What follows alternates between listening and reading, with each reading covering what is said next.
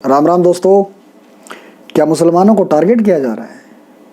जैसे एनआरसी लागू हो तो मुसलमान टारगेट, धारा 370 हटाओ तो मुसलमान टारगेट, गोली मारो गद्दारों को तो मुसलमान टारगेट, पत्थरबाजों को ठोको तो मुसलमान टारगेट, जनसंख्या नियंत्रण की बात हो तो मुसलमान टारगेट, गौमांस पर प्रतिबंध लगाने की बात करें तो मुसलमान टारगेट, गौमांस पर प्रतिबंध लगे तो मुसलमान टारगेट, कुप्रथा हलाला उसको बंद करने की बात हो तो मुसलमान टारगेट, कॉमन सिविल कोड की बात हो तो मुसलमान टारगेट, इजराइल से शस्त्र खरीदने की बात हो तो मुसलमान टारगेट, वंदे मातरम गाने को बोलो तो मुसलमान टारगेट, कागजात दिखाने को बोलो तो मुसलमान टारगेट, देशद्रोह का कानून सख्त करना हो तो मुसलमान टारगेट, भारत माता की जय बोलना हो तो मुसलमान टारगेट, वोट डालते समय चेहरा देखना हो तो भी मुसलमान टारगेट, नागरिकता संशोधन विधेयक पास करो तो मुसलमान टारगेट, सुबह सुबह जो ध्वनि प्रदूषण होता है उसको कम करने की बात हो तो मुसलमान टारगेट, सुप्रीम कोर्ट तथ्यों के आधार पर कोई फैसला सुनाए तो मुसलमान टारगेट, फ्री बिजली पानी लेने वालों के विरुद्ध कोई मुहिम चलाओ तो मुसलमान टारगेट। लेकिन जब मोदी ने 5 करोड़ केवल मुस्लिम छात्राओं के लिए और छात्रों के लिए दिए प्रधानमंत्री छात्रवृत्ति योजना के तहत, तो हिंदू टारगेट तो नहीं हुआ भाई।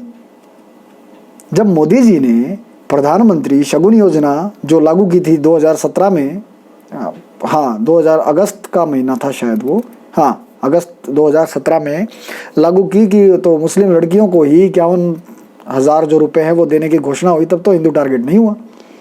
जब योगी सरकार ने सद्भावना मंडप योजना के तहत केवल मुस्लिम लड़कियों के निकाह और पढ़ाई आदि के लिए 20,000 रुपये दे दिए तो हिंदू टारगेट नहीं हुआ।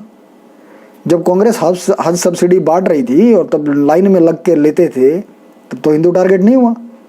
जब मदरसों को सरकारी एड मिलती रही और बिजनौर के मदरसे में बम बनते रहे तो हिंदू टारगेट नहीं हुआ। जब मोदी सरकार ने 26 जनवरी 2020